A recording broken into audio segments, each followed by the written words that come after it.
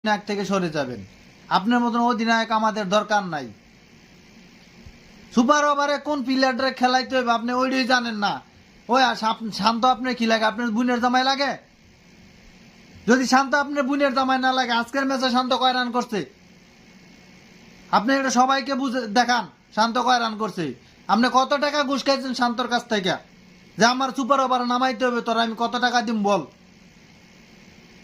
আপনি কত টাকা খাইছেন এটা দর্শকের কাছে আপনার ক্ষমা চাইতে হইব। আপনি আজকে ঘুষ খাইয়া আজকে আপনার টাকা খাইয়া ম্যাচ আড়াইছেন। আপনি দেখেন, যদি 100 জনের কাছে প্রশ্ন করা হয়, 101 জনে আজকে আনসার দিব। আজকে সুপার ওভারে সাইবের সাথে দরকার ছিল রিশাদকে। একটা বলের খেলা তো, একটা বল সাইবের সাথে যদি রিশাদ থাকতো, একটা বল যদি রিশাদ খেলতাম তো এটা গ্যালারি থাকতো।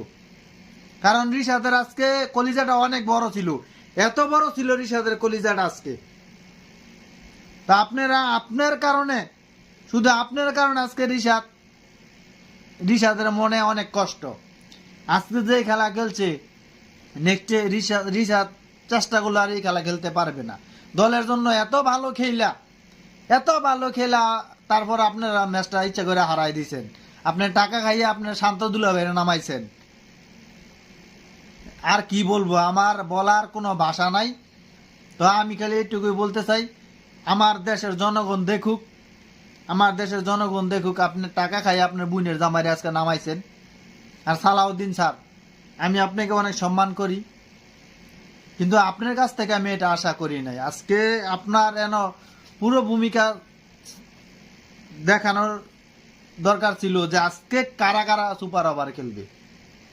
আপনারা তো মাঠের বাইরে থেকে দেখতেছেন কখন কোন প্লেয়ারটা নামছে, কখন কত রান কে করছে। আজকে রানে বলে চিন্তা করেন, সৌম্য সরকার 84 বলে কিংবা 85 বলে করছে 45 রান। আপনাদের লজ্জা নাই? আপনারা শম্ভুর মতন একটা ব্যাটসম্যানের সুপার ওভার খেলতে নামাইছেন। আপনাদের জীবনটাই গেল যে এই বলারের সাথে এই ব্যাটসম্যান যায় না। আরে যায় না, আপনারা যদি মনে করেন ঘরের ভিতরে থেকে যে বাইরে আমরা বার হইলে আমাদের বাঘে খেয়ে ফেলবে। বাঘ তো বাংলাদেশে নাই। বাংলাদেশে সবাই যে বিলের বাচ্চা, আর আপনারা সবাই যে গাঞ্জাখোর, মদখোর।